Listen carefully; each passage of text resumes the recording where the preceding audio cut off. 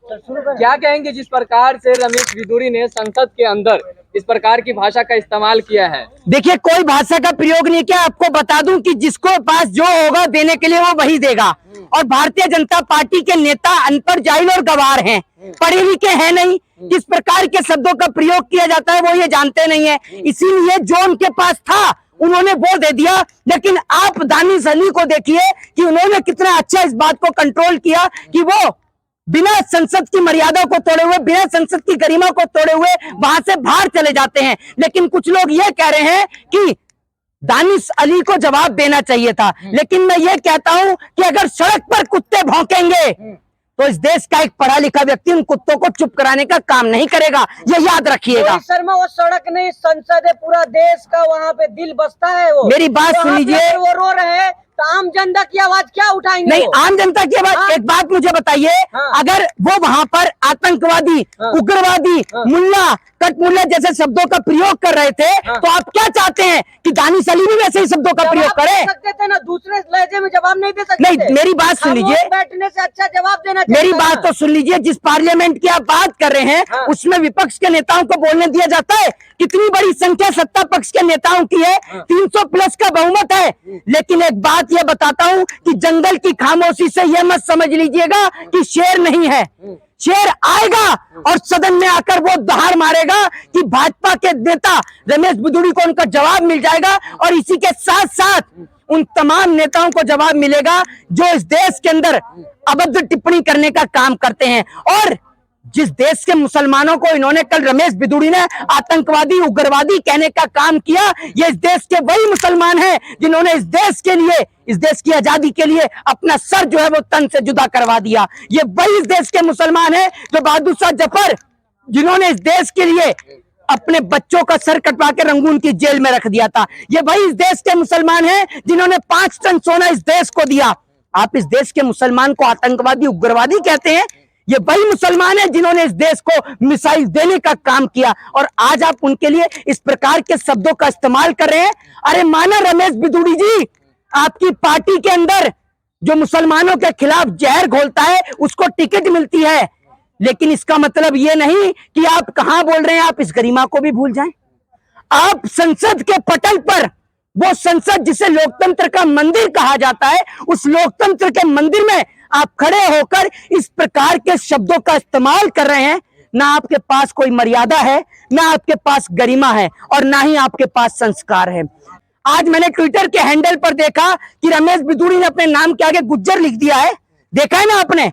तो आपको बता दूं कि गुज्जर समाज के लोगों ने यह लिखा है, मैं नीचे कमेंट पढ़ रहा था, ट्विटर के ट्वीट जब पढ़ रहा था तो उसमें यह लिख रखा है कि गुज्जर समाज कभी भी इस प्रकार की भाषा का प्रयोग करने वाले व्यक्ति को समर्थन नहीं देता है, क्योंकि गुज्जर समाज सदैव प्रेम और न्याय के लिए जाना जाता है। और यह देखकर मुझे बेहद अच्छा लगा कि आज कुंवर दानिश अली अकेले नहीं, उनके साथ पूरा देश।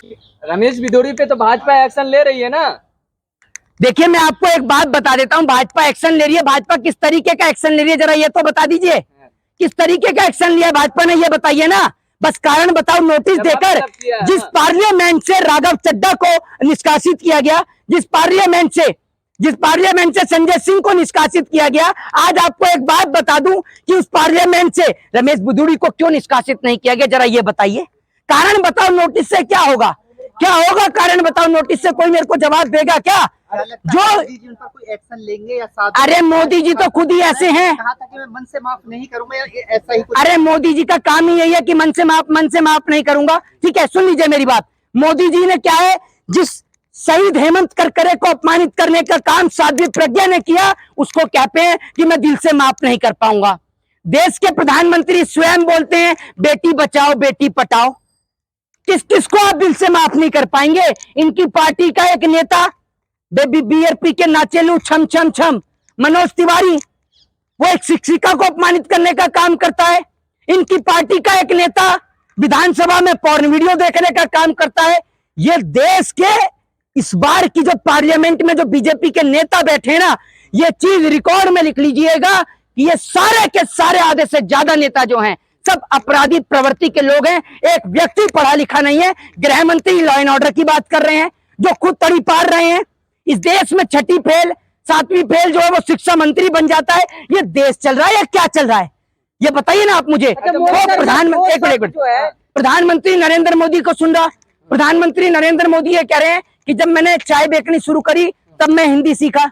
उससे पहले तुम अंग्रेज थे, उससे पहले तुम अंग्रेज थे क्या, जो चाय बेचनी जब तुमने शुरू करी? मोहित शर्मा, लेकिन सवाल ये है कि पहले जो सड़क पे लोगों को मुसलमानों को कहा जाता है, वो मुल्ले कटुए भड़वे जो भी कहा जाता था, संसद में कहा जा रहा है वही शब्द को, क्या इस कहें? देश का मुसलमान अकेला नहीं है, इस देश के 3 भाई मुसलमान के साथ खड़े हैं, हिंदू, सिख और ईसाई मुसलमान के साथ कंधे से कंधा मिलाकर खड़े हैं। और इस देश के अंदर अगर भारत देश के 4 भाई में से कोई किसी भी एक भाई को हाथ लगाने की हिमाकत या कोशिश भी करेगा तो इस देश के 3 भाई उसके सम्मान में अपनी गर्दन कटवा लेंगे, लेकिन अपने भाई का सर नीचे झुकने नहीं देंगे। हम लोग सुन लीजिए, हम इस देश में आपस में लड़ने के लिए पैदा नहीं हुए, हमने इस देश में जन्म लिया अपनी मातृभूमि का नाम रोशन करने के लिए, अपने ही देश के लोगों को आतंकवादी, पाकिस्तानी, खालिस्तानी ठहराने के लिए नहीं, ये याद रखिएगा। और इस देश के लिए हम सब कुछ कुर्बान कर सकते हैं अपना, लेकिन अगर आप हमारे देश के लोगों को लड़ाने का प्रयास करेंगे तो आपको हरगिज माफ नहीं किया जाएगा। जय हिंद, जय भारत, वंदे मातरम। अरे 6 मिनट